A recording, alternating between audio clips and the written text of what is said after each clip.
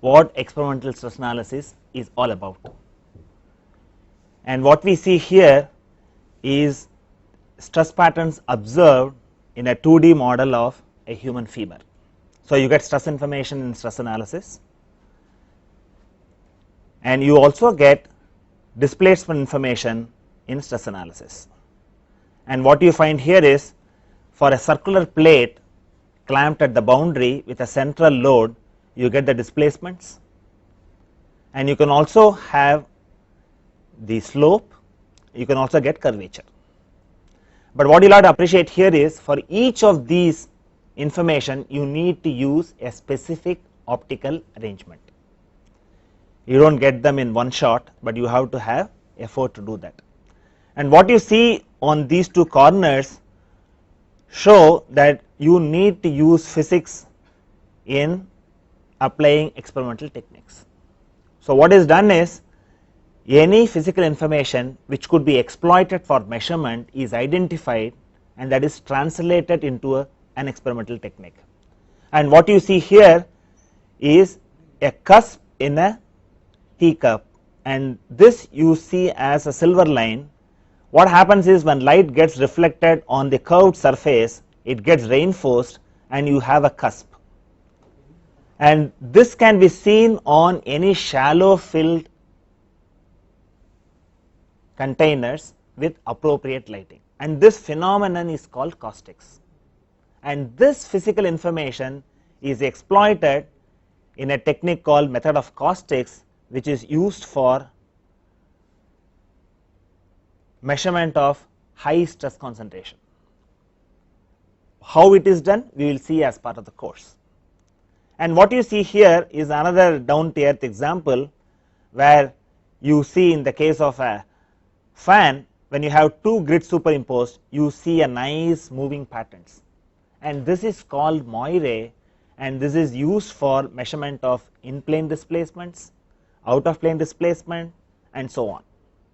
So, what is emphasized here is, when you have experimental stress analysis, I can measure stress information, I can measure displacement information, I can also measure strain information, though it is not shown here. And what is emphasized here is, for each of the experimental technique there is a physics behind it. So, you need to appreciate the physics, understand how this physical information is exploited, and that is what we are going to see in the lectures to follow. But before we proceed further, we need to know what is stress analysis all about. So, the term stress analysis in the complete sense encompasses the determination of 6 stress components. Why they are 6? Why do I say that you have 6 stress components? Suppose I take a member like this and then apply a tension, you all know the stresses are developed, and what is the value of stress? Someone can answer. Suppose I apply the load as P and area of cross section is A, what is the value of stress? Where are 6 components? You are only saying only 1. And what you have in this simple example problem is, stress is a tensor of rank 2. So, you have 9 components. Of the 9 components, because of symmetry, you have only 6 independent components. So, in a simple tension test like what you do on a slender member, you evaluate stress and it appears to be a scalar, P by A appears to be a scalar, and that is what you have learned in a simple course in strength of materials. But what you should change your thinking is, go back and fill in the components in the stress tensor. So, what you find is, I find one stress component, all other stress components are 0. So, that is why you have, because stress is a tensor of rank 2, you have 6 independent components. So, when I say stress analysis, I should know stress components. Then I also need to know strain components, and strain components are again 6, because strain is also a tensor of rank 2. So, I need to get stress components, I need to get 6 strain components, and it is also desirable that I get displacement components, and displacement components are 3. And what way I want this information? suppose I take this rod and I pull it, I want this information at every point in the model. So what I want to do is, for every point in the model or component, I want all of this information, and in this simple case the stress component is only one. If I keep it, it's sigma y. If I keep it horizontal, you label it as sigma x. If you have x and y as horizontal and vertical, you will have this as sigma x stress component, or you will put it as sigma y stress component. So what you need to understand is, stress is a tensor of rank 2. So whatever the kind of loads that you apply, you should be able to identify the components. And what I want is, I want this information for every point in the body. Right now let us not worry about the values of these near the place where I hold them, where I grip them and do it. Away from the point of loading, we will worry about it. And when you say this P by A, I know it at everywhere and it is constant, and such a solution, if I give the xy location and I am able to find out the values of stress, I call that as closed form solution, because at every point which I want to find out, I have the answer. Can you get closed form solution for all problems? It is not so. It is only a luxury. For certain problems, you are able to get all the 6 stress components, 6 strain components and displacements, and in certain class of problems you are satisfied with near field solution, particularly in the case of problems with crack, where fracture mechanics is focusing this, you get analytically solution close to the vicinity of the crack tip. And from a design point of view, you are happy with even point solutions. You would like to know where is the maximum stress when you want to find out stress concentration, when you want to go for optimization. You also want to know where is the minimum stress, because from there I can scoop out the material. So what you have to understand is, the term stress analysis in its complete sense encompasses determination of 6 stress components, 6 strain components and 3 displacement components, and it is a luxury. So we have to go for that kind of solution which you require for a problem on hand. Always you do not require all these 15 components. And how this stress analysis can be carried out? You could do this by analytical methods, you could do by numerical methods, or you can also do by experimental methods. Can you take a view that I will always use analytical method, or I will always go to numerical method, or being an experimentalist I will use only experimental methods? We cannot take that kind of a prejudiced view. Each approach has certain characteristics that could be effectively exploited. Few of this we will see as we go by. In a very complex problem situation, one technique may not be sufficient. You may have to use a combination of analytical, numerical, or numerical and experimental. And experiments, what do you see? Very similar to numerical methods, experimental method is applicable for complex geometry, absolutely no problem. And once you come to experiment, you will also have to look at 2 different things. Am I working on a model or am I working on a prototype? So you can do the experimental approach on prototypes or on models. And another area where experimental methods are the ideal choice is in the area where you have assembly stresses or residual stresses. Now I take a very simple example of a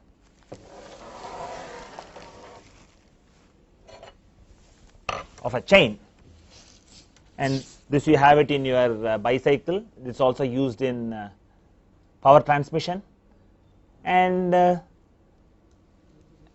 in practice what you have 2 sprockets on either side, and this is subjected to essentially tension in actual service. Okay. And now what I have here is, I have an element taken out of this chain. I am just holding it. Are there any stresses in this chain? How many of you say no? How many of you say yes? There is one person who says he is stressed. The rest of the class say it has no stresses. See, you have to know how this component is fabricated.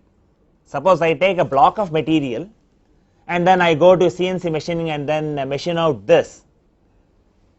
That is one thing. And how it is done is, you have essentially plates,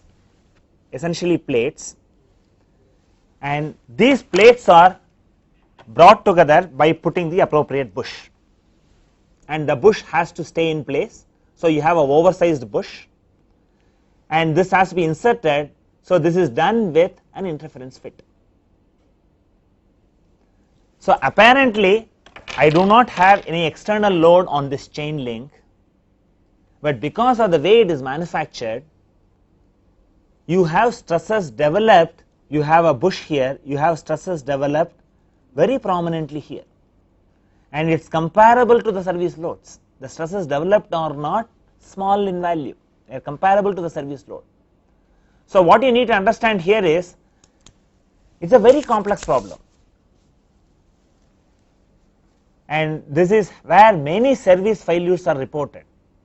Service failures in the field are reported because of residual stresses and also assembly stresses, and experimental methods come in very handy for solving problems of this complex nature, because there are many issues that go into this. You have the bush, and bush may not be perfectly cylindrical, and another one is, this is a body which has finite geometry. You have a finite geometry, and this is an arbitrary shape. Finite geometry, I cannot go and approach by finite element by theory of elasticity. Definitely I can approach it by finite elements, absolutely no problem, but there I have to apply the boundary conditions. What the information I may not know from a production shop is, this may not be perfectly cylindrical, this will have a variation. So suppose I put it and then do an experimental analysis on this component directly, which acts like a prototype, then I capture all the manufacturing variations that has gone into the fabrication of this. Whereas if I do a numerical analysis, I would take this as a perfect cylinder, I would not have model if there are any fine undulations on the surface of it, and such variations do exist in actual practice. So what you find here is, for conceptual understanding, numerical analytical methods are needed. For complex geometry, you have to go in for numerical methods, but to know the truth, you will always have to depend on experimental methods. Okay. So experimental methods are the best choice to solve such problems, and the study is done on the prototype. And in model studies, you have a difficulty, because in model studies the challenge lies in designing appropriate loading jigs. So if I do not design the loading jig appropriately, then I am not solving the problem that I have to solve even by experiments. I said in numerical techniques, if you do not specify the boundary conditions, you are not solving the problem that you have to solve. The same defect exists even in the case of experimental methods when you have to work on models. When you have to work on prototypes, the approximation is as close as possible to reality, but when you have to work on models, you have to load the model. Now let us see one simple example. I have this rod and I want to pull this. I can pull it by grips. I can have solid grips and then pull the rod, and I can also pull the rod by another method, which is what usually do. What you do is, you have a sling, you have a pin, so you pull it with the pin. It also has a certain level of self alignment, and if you really look at what is the stress distribution near the close vicinity of the hole and the way I grip it, these two are different. But our interest is, I want to have axial force in this member, which could be done by numerous ways, and one way of doing it is putting a pin and sling and then pull it, another is put a grip and do it. So I am not really solving a problem that I have to do what I have in actual practice. and this is where you have this famous Saint-Venant principle that is required. So you, in many instances in designing loading jigs, you use Saint-Venant principle. What it says is, at distances away from the point of loading, the distribution is similar to what we finally want. So you will have to use Saint-Venant principle and design your loading jig appropriately so that it simulates service load condition as closely as possible. Then what you have? There is also another difference. See, in the first I showed axial member pull, you have P by A, you have the stress component, rest of the stress components are 0. If you want to find out strain, you can easily find out, because you have this you have readily available mechanics of solids equations, you have stress strain relations, strain displacement relation. So once I find out stress components, I can find out the strain, I can find out the displacements, both in analytical and numerical methods. This is primarily because I know all the stress components by an analytical method, then I proceed. In a numerical method also, when I solve, I get all the stress components evaluated, then I go for strain and displacement, which is not the case in the case of experimental technique, because experimental technique exploits a physical principle for measurement. So that physical principle imposes certain restriction what you can measure in an experimental technique. Suppose I measure stress, I cannot measure all 6 stress components. I can measure only a particular stress component or a combination of them, which is dictated by the physical principle employed in the technique. On the other hand, you have an advantage, it can work on prototype, it can work on arbitrary geometry, it can find out residual stresses, it can find out assembly stresses, but the restriction is I do not get all information in one go. So this is one restriction that you have to live with.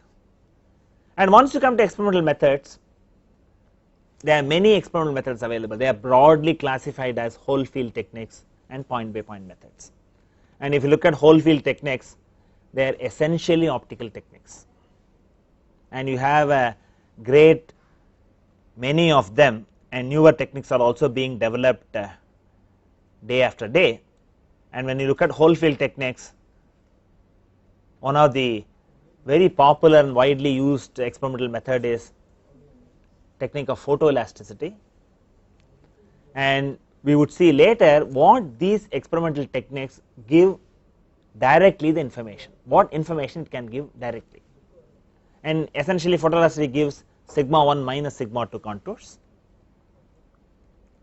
and you have Moire that essentially gives displacements, and you have brittle coatings that gives you direction of principal stress. So for each one of the experimental technique, you get a particular kind of information, and even if you use that the particular experimental technique, if it gives more than one information, you should use different optical arrangements to get it. So you do not get anything free, you have some advantage, some disadvantage that they go together. So it is a user who has to decide what aspect he will exploit and then find out which combination you will try to use for solving a problem on hand. And you have holography. Many of you must have seen holography as a sticker on many of the products. It is used for mostly as a security device, but it is also a very good experimental technique, and you would essentially get the displacement vector. And you have speckle methods, which is a variation of holography, and one of the very recent experimental technique is digital image correlation. This has an advantage of working at multi-scale. Specimen preparation is very simple, surface preparation is very simple, and it exploits the computers to the fullest extent for measurement of displacement. Then you also have technique called thermoelastic stress analysis. And what you have is, when you have a model and then put a load, when I put a cyclical load, the temperature changes. The temperature change is very, very small, and those are measured by a non-contact approach, and you have a thermoelastic stress analysis. And you have a point by point technique, and what you have here is the widely used strain gauges. I say it is widely used. I also caution it's a widely abused technique, because people in a strain gauge, people have to paste a strain gauge, and pasting a strain gauge is such a boring exercise, and you have to be trained in pasting strain gauges. If you don't paste the strain gauges properly, you measure anything under the sun. So you don't really measure what the system shows. You have error sources. So unless you handle the technology behind strain gauge instrumentation right from pasting onwards, you would not measure the quantity that has to be measured correctly. And you also have special techniques. As I mentioned in the beginning of the class, we saw there is a optical phenomena where light gets reinforced and you get a silver line. You have this as phenomenon of caustics, which is used in high stress gradient problems, like when I want to find out what are the stresses developed in the vicinity of a crack. This is a very useful technique, and because of Poisson effects, the specimen behaves like a divergent lens. And caustics is can be classified as a point by point technique because it gives only one information, and you have a field information in a coherent gradient sensor, which is a variation of caustics. And you should also appreciate that newer techniques are constantly added, and as I said earlier, a single experimental method or arrangement rarely provides complete information of stress, strain, or displacement fields. It may give a particular kind of information. If you are satisfied that that information is good enough, then one experiment is sufficient for you to get the answer you wanted. If not, you may have to use a combination of different experimental techniques and go and evaluate the parameters that you want to do it for your analysis. And as I have mentioned earlier also, what is the physical principle behind a technique, and what aspect of its feature is exploited decides the what an experimental can give. So I need to know the physics behind it.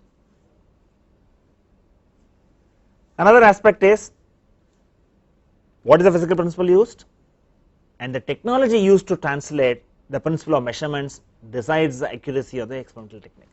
Because if you go to photoelasticity, earlier we were making measurements manually, now you have image processing techniques available. So with the technology I can refine the measurements further. So you need to know what is the physics behind it. Suppose I go to the image correlation, the size of the speckles matters, and there is an inherent difficulty when you want to go for very low value of strain measurement. So you have the physics, what is the physics that you use, and what is the technology that is used to exploit this. Both have to be in synchronization for you to arrive at a accuracy of particular kind. I can make measurements using, suppose I want to measure the length of this room, I can go and take a tape and measure it. When I take a tape and measure it, I am going to say so many centimeters. On the other hand, if I want to have very fine measurement, then I can go for laser based measurement technique, where I will say in terms of nanometers the accuracy of the length. Same length measurement, by depending on whether you use a scale, whether you use a tape, or whether you use a vernier, or whether you use a screw gauge, or whether you go to optical method, the level of accuracy is inherent in the measurement approach and also the tool that you use for it. And strength of materials, you try to understand what is stress, and you have to understand stress is a tensor. When you say stress is a tensor, we would like to know state of stress at a point of interest. At a point of interest, you are focusing on what happens on all the infinite planes passing through the point of interest. This is what you get in a study of Morse circle.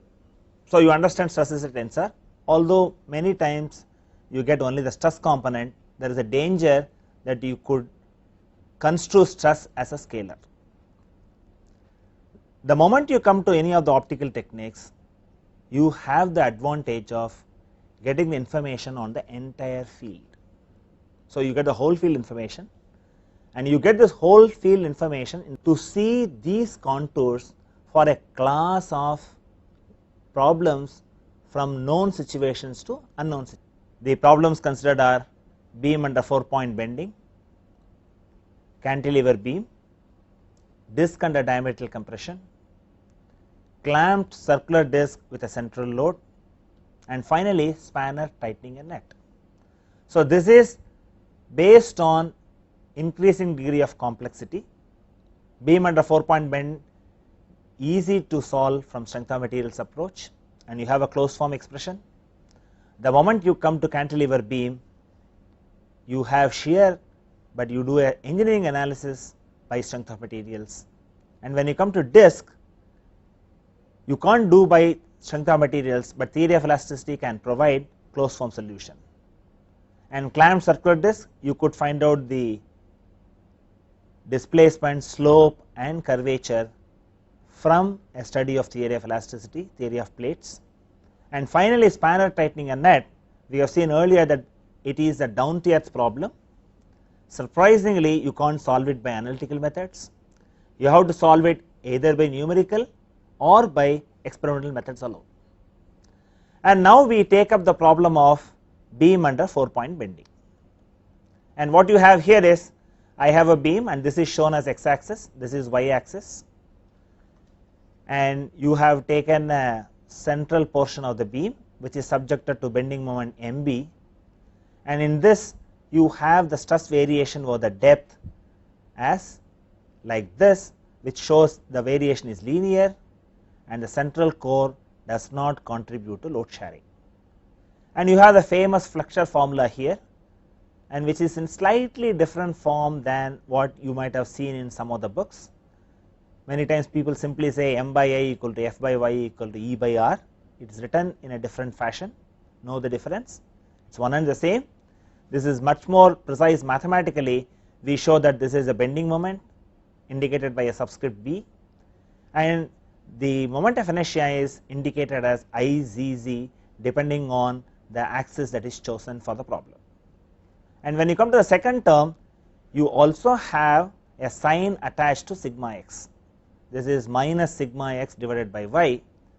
Why this is so is, the sign convention adopted is, on a positive surface anti-clockwise moment is taken as positive, and for a loading like this, the top fiber of the beam is subjected to compression to indicate that you have a negative sign. And once you have this, it is easy to find out what is the value of stress component. You can directly write it, it is child's play. Please write down that expression, and this turns out to be minus mby by iz. And what you get here? You get, as a function of y, sigma x changes linearly, and you also find that sigma x is not a function of x, so it is constant over the entire length of the beam, which is taken slightly away from the points of loading. And this is what you get in a first level course expression for sigma x. When you look at, it is only a component, it is only a component that you are looking at, and what you have to understand is, you have to understand that this is just not a number, you have to understand this as a tensor. So when you say tensor, I have to plug it in a 3 by 3 matrix, appropriately this component, and fill the other components. In this particular example, what you have is, you have the stress tensor, only the component sigma xs exists, all other components are 0. And what you have to important is the zeros are very important, and if you look at the life history of Ramanujam, when he was a young student, he was sitting in a class of mathematics and he was observing zeros. When you put the 0 before the number, the value of the number decreases. When you put the 0 after the number, the value of the number increases. This is a very important and pertinent observation. Zeros play a very important role, and if you look at the history of science, Indians are credited with giving the concept of 0 to the entire world. So though in this case you have zeros present, you have to respect those zeros. They serve a very important purpose, and when I have a failure analysis, then those zeros also play a very important role. The failure planes could be different depending on the material on hand.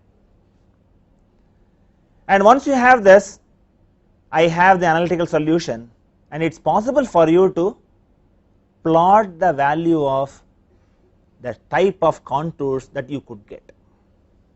And we have seen earlier that we would like to we get only sigma 1 minus sigma 2 in the case of photoelasticity. Since you have the stress tensor, you know how to find out the principal stresses, then you can find out what is sigma 1 minus sigma 2, and you can comfortably plot it. And when you say contour, what is that you mean? Along a contour, the value of the variable is same. So you plot discrete contours, and I would like you to make some effort, because the problem is very simple, and find out how you can plot this contour, what way it will look like. Let me give you a few minutes of your time, take few minutes of your time, and then try to see how you can plot this contour. This is fairly straightforward, because if you know how to plot contours, then you will know how to interpret the experimental results, because you need to have a visual appreciation of the variable over the domain. And if you have done that, what I will do is I will show you. Some of you must have done it, I see some of you must have done it already. And if you look at, I have in this zone, the contours are essentially horizontal lines. And in fact, if you go and look at many of the engineering problems, you get very interesting contours, in some cases straight lines, some cases circles, concentric circles, circles touching a edge. So they give beautiful patterns. In fact, Professor Durelli has written an article on art and science, and where he has shown how the fringe patterns could be related to a piece of art. So fringe pattern gives a lot of information. So if you are an artist, you look at the artistic value of it. If you are a stress analyst, you look at the value pertinent to your requirement. And now what I do is, let me look at an experiment. What does it give? I will also magnify this picture, and you have this as an analytical solution. Now what I do is, I take a model, put it in an optics, and find out what the contours look like. I do not get straight lines as thin as possible, I get only a band. I get essentially straight bands. So this result matches with what you have seen in an analytical solution, with a difference. The difference is, I see the fringes as a band rather than a single line, and I see this as black and white contours, mainly because I have used monochromatic light source for illumination. In most of the optical techniques, it is desirable to use monochromatic light source, because you have single wavelength and data interpretation is far more simple. On the other hand, if I use white light, which is the uniqueness of photoelasticity, I get the same fringes appearing as beautiful play of colors. and the advantage with color is using the color it is possible to label and order the fringes. And why do you see the contours as bands? You see contours as band mainly because of the deficiency in the recording medium. You observe this as a band because of the deficiency in the recording medium. If you use a very fine digital camera, you would be able to find out the variation in the grayscale and pick out minimum intensity points as a fringe skeleton. And now what we will do is, it is also desirable that we go and look at how to number these fringes. And what we do is, we now go back and see what photoelasticity gives. It gives you contours of sigma 1 minus sigma 2. In the bottom half of the beam, you have sigma 1 corresponds to sigma x and sigma 2 is 0, and sigma 1 minus sigma 2 contours appear horizontal, and you see some deviation from straight line in this zone because this is closer to the load application point in the experiment. And what you see here is, I have increased the load in steps of 1, and you find that this is fringe order 0, fringe order 1, fringe order 1 at the bottom, and when I double the load I see the fringes doubled. So it is a function of load, and I can also label them, and when I triple the load the fringes are increasing from 0 to 3 on either side. And what you can do is, by looking at the color, it is possible for you to identify the number associated with the fringe in photoelasticity reasonably well with eye. And with developments in digital image processing, you have techniques like 3 fringe photoelasticity has been developed, where you could pick out these RGB values very comfortably and then label these numbers. And one of the challenging tasks in any optical technique is, how do I label these numbers? This is not something trivial, and this is where many of the automated techniques people want to have, where they would like to minimize the human intervention. Now we come back to the stress field analytical approach.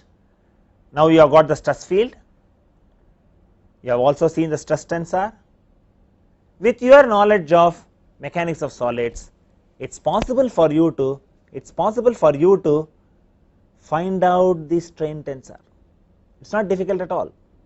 Can I request you to look at, brush your old memories and find out how do you find out the strain tensor, because you have the stress tensor is available. From stress tensor you can easily find out the strain tensor, and you have to be very careful while applying this step. And what you find here is, stress tensor, you have only one component, it is a uniaxial state of stress. The moment I go to strain tensor, I find something different. I find strain tensor is no longer uniaxial, but it is triaxial. And can you say what is the value of epsilon xx, epsilon yy and epsilon zz? And epsilon xx, there is no problem. You would be able to directly write from your understanding of even simple tension test. And what many people may ignore is the effect of Poisson's ratio. They may ignore the presence of epsilon yy and epsilon zz. You have to be very careful about that. There is a possibility that you may ignore the presence of these two strain components. So what you have is, you have a stress tensor which gives you uniaxial state of stress. On the other hand, when I go to strain tensor, I have a triaxial state of strain. You may ask, suppose I make a mistake and I go and interpret the experiments, will the experiments understand this or not? I have always been saying experiment is truth. You may make approximations in your formulation to simplify your mathematics, and in some cases if the values are reasonably small we may also ignore it, but the moment you come to experiments they always reveal the truth. And what is the role of this strain components epsilon yy and epsilon cc? You have a Poisson ratio here, and you have when you have the beam under bending, I would like to show you the model. If I take the model and bend it, and what I have here is the beam bends here, and this is one curvature you have, and this is what you do it in your simple strength of materials approach. I have said that in addition to this you also have strain because of Poisson effect, and what you find is if you look at it sideways, what I find is I have a bulge at the bottom, and it is not bulging out in the top. Why this has happened is, in the way I have bent, this fiber is subjected to tension and the inner fiber is subjected to compression, and what happens because of the Poisson effect, the bottom portion bulges out and top portion narrows down. And you also see one more interesting thing, you have additional curvature here because of this, and this curvature is known as anticlastic curvature, and none of this you might have heard in your first level in strength of materials if people have not gone deeper into the analysis of beams. Only when you go deeper into the analysis of beams you will find that these concepts you have to look at it. And what happens, the experiment looks at it, experiment reveals this, and that we will see very closely when you see the fringe pattern. We will see the fringe pattern, it will take a second for it to come, and what you will see is when I magnify it, you will see in a very subtle fashion what you have on the top fiber. In this particular example, the top fiber is subjected to compression and bottom fiber is subjected to tension. So you will have the fringe order slightly greater than what is there at the bottom. So it is not perfect symmetry. So the experiment captures this. You may call it as anticlastic curvature, but experiment reveals this information. So you will not have perfect symmetry, there will be small deviation, and you should not come back and say I have done the experiment is wrong. It is not so.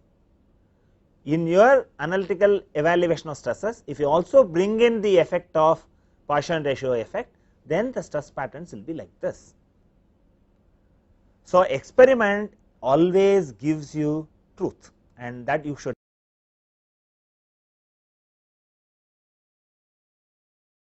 We will go to the problem of spanner tightening a net, and as I had told you earlier, due to complex nature of the geometry, only a numerical solution is possible for this problem, and that is what we are going to see. And what I am going to look at is, we have already looked at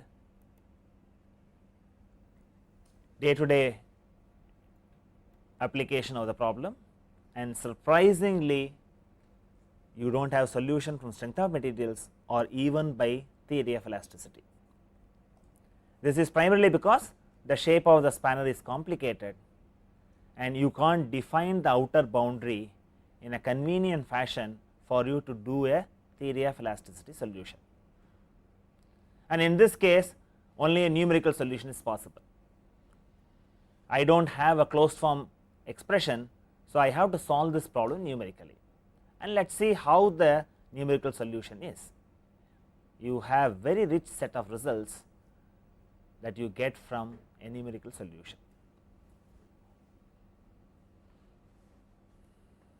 And in this case, the numerical method adopted is finite element method, and what you have done is you have meshed the spanner, and what you find here is this is the experimental fringe pattern, and this is the simulated finite element result of sigma 1 minus sigma 2 contours. And here I want to point out a few things. When I do a numerical analysis, I can get the stress field, I can get the strain field, I can also get the displacements. And if you go to commercial packages, you would be able to plot specific contours. I have a sigma x contour and the software chooses its own colors and then gives you an indication that red means maximum and shade of blue what you have here, it goes to less value of the stress information. You could see this without mesh, you could also see this with mesh. And for this, you do not have to take the trouble of sketching it, because it is too complicated for you to sketch. The idea is to visualize what way you have the information available from a numerical solution. I have the mesh here and you have a nicely done mesh, these are all quadrilateral elements, and I have the sigma xx stress contour. Similarly, I can also get the sigma yy stress contour, and I can also get von Mises stress contour. And if you look at von Mises, in certain aspects it captures certain geometry features of the photoelastic fringe, but the colors are totally different, because the color is dictated by the standard finite element software package. And what was done was, we have developed an in-house software. What it will do is, it will evaluate sigma 1 minus sigma 2 and also mimic the colors that you get in an experiment, and this is plotted. And a approach like this helps you to quickly come to a understanding that you have very good comparison between what you observe in the experiment and what you observe in the numerical method. And if you look at very closely, I have this as a stress concentration region, and what you have got and what you see in the screen, my students have taken little time to apply the boundary condition appropriately until the experimental fringe pattern matches closely with the numerically simulated results. So, both the choice of elements, discretization, and also the boundary conditions are improved until you get a close match between experiment and numerical solution. So, you have this. What is the difference here? Here, when I have to find out, I can get sigma xx, but I can do this only by interpolation and based on finite element formulation. I cannot go to the location of the coordinates and plug simply x comma y and get these values directly. So, that advantage you had in the case of analytical solution. Analytical solution, the main advantage is, if you have a possibility to solve it analytically, there is nothing equal to that, because the amount of computational effort required is very small. I simply plug in x y, I get the value which I want. The moment I come to numerical techniques, the greatest advantage is the shape of the geometry of the problem on hand does not pose any restriction, but you have to do a lot of computational effort, but you get whole field information. So, I can also get the strain field. Until now you are not seen strain field as a plot, and this is with mesh, and you can also see without mesh, this is epsilon xx. Similarly, I can get epsilon yy, I can also get shear strain epsilon xy here, and I can also go and see the displacement field, and this is what I get here. I have the u displacement, I also have the v displacement.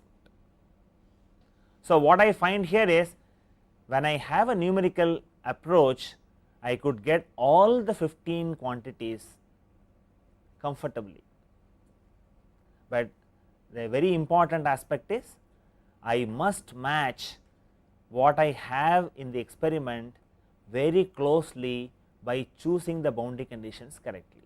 Once I have done this, then I have solved the problem satisfactorily, and a parametric analysis is very convenient when I go for a numerical methodology. And what is seen here is, here I have taken the effort of plotting fringe contours what you get in an experimental technique, and that requires special software to be developed. It is not readily available in standard packages, and we have this, and this is the best way to compare results of photoelasticity with the actual experimentation. When you do a numerical analysis, you can compare with photoelasticity.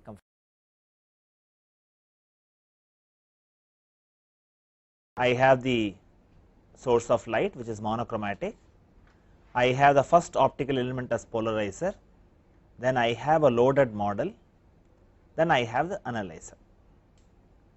And when you see the screen, you see two sets of fringe pattern. So, one observes two contours, namely isochromatics, which represent contours of difference in principal stresses, and isoclinics, which represent contours of principal stress orientation.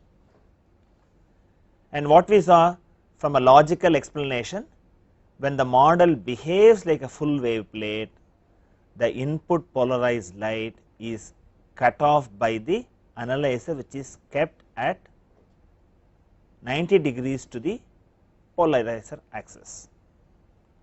We also saw another possibility when the polarizer and analyzer axis coincides with the fast and slow axis of the model, then also whatever the light that comes is cut off by the analyzer and you see the contours of isoclinics.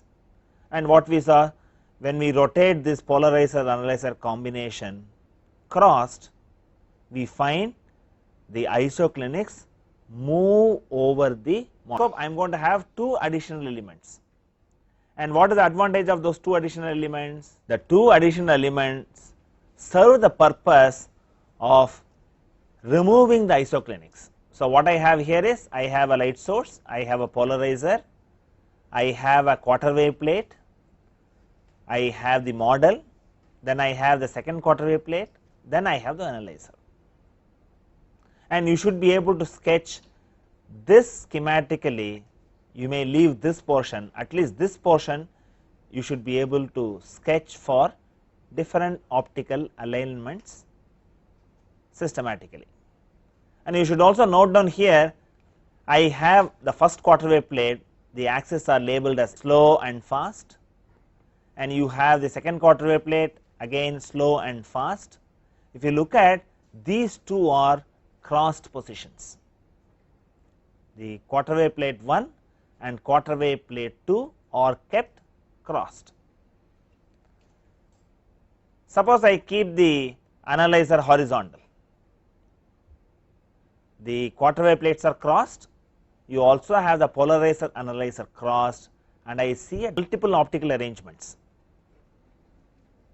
You do not have only one optical arrangement.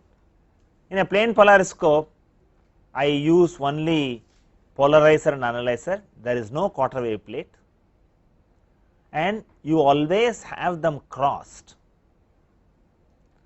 and the background is dark.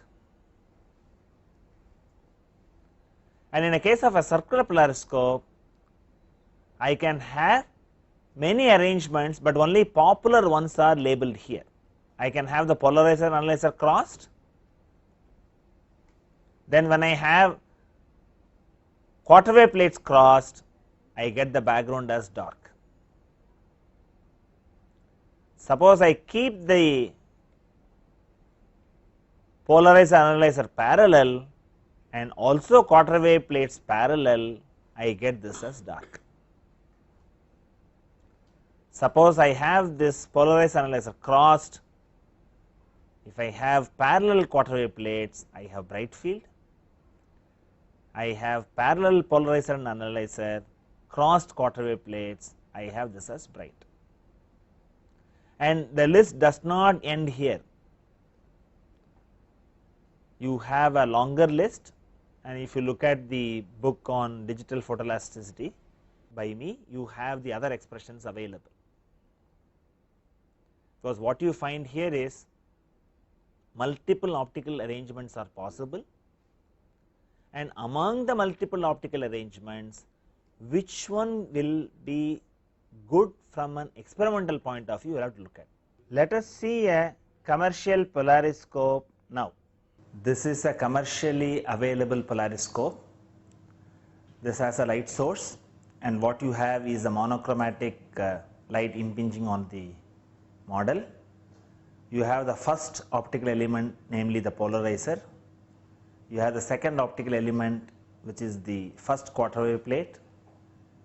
Then you have the loading frame, in the loading frame you have the model loaded. Here you have a circular disc under diametral compression. Then after the model you have the second quarter wave plate, and finally you have the analyzer. The advantage of a sheet polarizer is you have a very large field of the order of 300 millimeters in dia, and they can be easily rotated by a simple mechanism. And what you see in the polariscope is the fringe patterns in dark field for a circular disc under diametral compression. The fringes have to be labeled as 0, 1, 2, 3, etc. This shows the loading frame, how the model is loaded, and what you have is a hydraulic cylinder which is controlled by a pump. By selecting the wall position appropriately, it is possible to change from tension to compression. And what I have here is a load cell which measures the load, and you have the model placed between two horizontal platens, and the disc is kept under diametral compression. This shows the load that is applied, and this reads it in kilogram force. See, the basic optical arrangement of the polariscope is in dark field. So what we will have is polarizer, analyzer are crossed, first quarter wave plate and second quarter wave plate are crossed. When you have both the pairs are crossed, you will essentially see a dark field. Suppose I rotate the analyzer and keep it at 90 degrees, then what I will have is polarizer analyzer are parallel. I will essentially see a bright field. Rotate the analyzer now.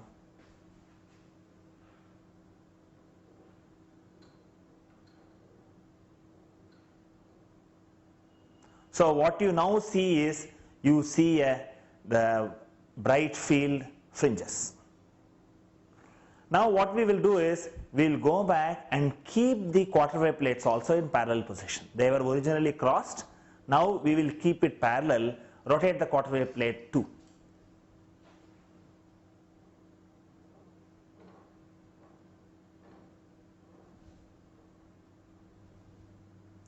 So when I have both the quarter wave plates parallel as well as polarizer and analyzer are parallel, I essentially get a dark field fringe pattern. Suppose I keep the polarizer analyzer crossed, I will have a bright field fringe pattern. Now rotate the analyzer.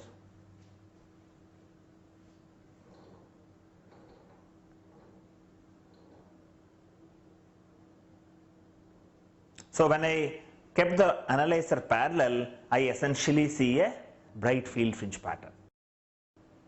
So in this demonstration, we have seen how bright and dark fields can be obtained by keeping the quarter wave plates parallel or crossed and appropriately keeping the polarizer analyzer combination.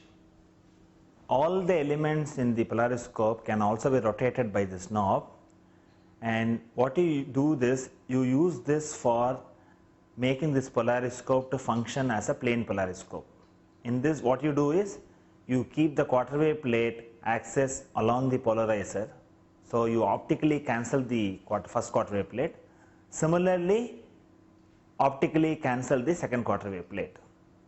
Now the polarizer and analyzer are kept crossed, and they can be rotated to find out the isoclinics in a plane polariscope. Rotate the knob. You can now see all the elements are rotated appropriately. So you can use this for plane polariscope as well as for circular polariscope.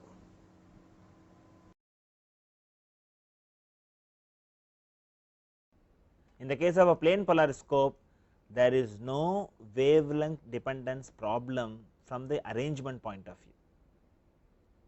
Whereas in a circular polariscope, since you have a quarter wave plate, the retardation introduced by it is a function of wavelength, you have all the likelihood there could be small deviation of matching this wavelength to the actual light source. So, you will always have a small error. And how to minimize this error? Experimentalists have found out that if you use crossed quarter wave plate combination, that is what I had represented it in my line sketch. We moved from dark field to bright field by keeping the quarter wave plates crossed. We kept the polarized analyzer initially crossed, then we kept them parallel. So, I move from dark to bright field by simply modifying the analyzer position, and this is supposed to give the least error when the quarter wave plates are not perfectly matched with the light source, which is in all likelihood possible. So, a crossed quarter wave plate combination is what you should always look for arranging in a conventional circular plate. Example, you all know stress concentration. We will look at for a plate with a hole, how do the fringes develop? We will see one after another. I have this, I have the load gradually applied. When I gradually applied the load, you have colors start appearing, and also observe where the colors start appearing. It start appearing at a point where you have very high stresses. Okay. So, colors start appearing and then they move as you go by. So, this is how you have, and this is a very complex problem, because it is a finite geometry and I can find out stresses only from an experimental approach. You see a very bright blue, very rich blue, and as the load is increased, you see beautiful play of colors. So, the color sequence is the indication of the retardation level. So, if I know the color sequence, I can identify the gradient, whether it is increasing or decreasing in any particular direction. Color code. So, what I have is, I have a black, gray, white, yellow, orange, dull red, and we call something as tint of passage. This happens at 577 nanometers. Tint of passage again occurs when this is doubled, approximately 1150, and you have 1730 and so on. So, you have this as fringe order 1, fringe order 2 and fringe order 3. So, what I am going to do is, I am going to have 1/0th fringe order, and then we will see closely some of these colors. So, what I have is, I have black, gray, white, yellow, orange, then dull red and tint of passage. You see here I have black, I have gray, and then I have white, I have tinge of yellow, I see orange, I see dull red. So, I see this color sequence here, and which is labeled, and I have what is known as tint of passage, where there is a change between dull red to blue for the fringe order 1. And you will also notice this is the top portion of the beam which is subjected to compression, which is bottom portion of the beam which is subjected to tension, and because of the Poisson effect you see a slight change in color. If I actually look at with black and white, you may not notice this color change so well, and this is also a magnified picture. So, you see the color change. So, experiment is truth. When the thickness changes because of Poisson ratio, you see that in your fringe pattern. So, you cannot hide anything from experiment. Experiment only looks at what actually happens to the model. It does not look at your approximations.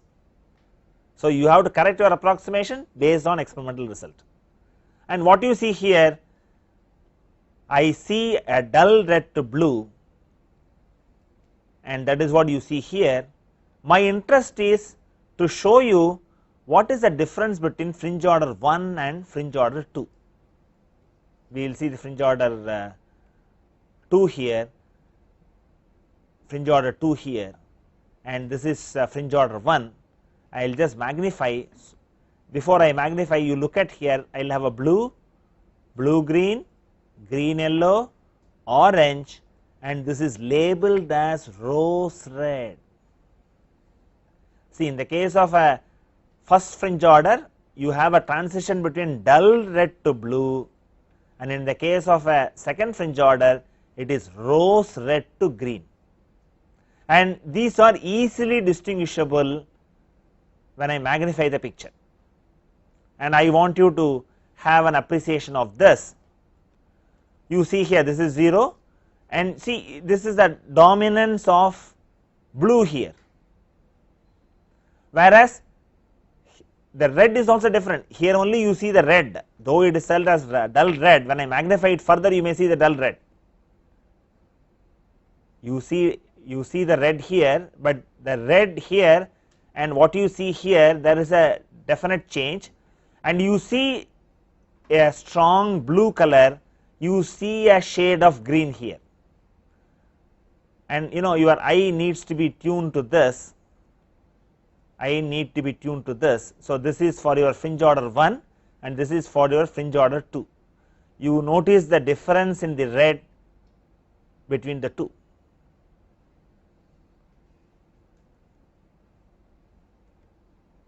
I will also show this very closely. So, you see the tint of passage is different. We will go and look at up to 3 fringe order. We will go and look at up to 3 fringe order, what happens.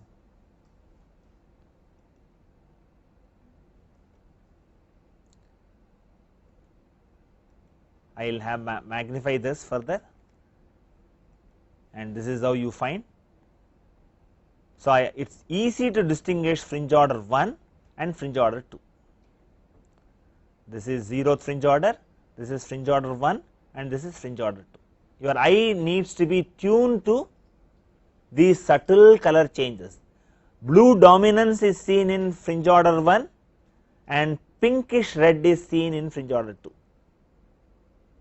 And fringe order 3, they know the red and green are slightly different, your eye needs to get tuned, and beyond fringe order 3 you do not see distinction in colors, they all match, and that is why we also named the color based technique as 3 fringe photoelasticity. Let us now see how photoelastic models are preserved.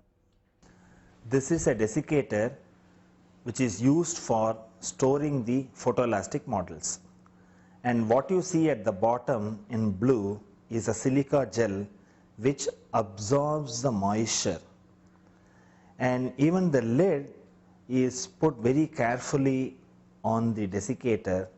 The interface is put with a layer of grease, so you prevent any fresh air entering into this, and any air inside is absorbed by the silica gel, and the model is kept in an environment free of moisture, and this is particularly needed when you want to preserve the model for future experimentation.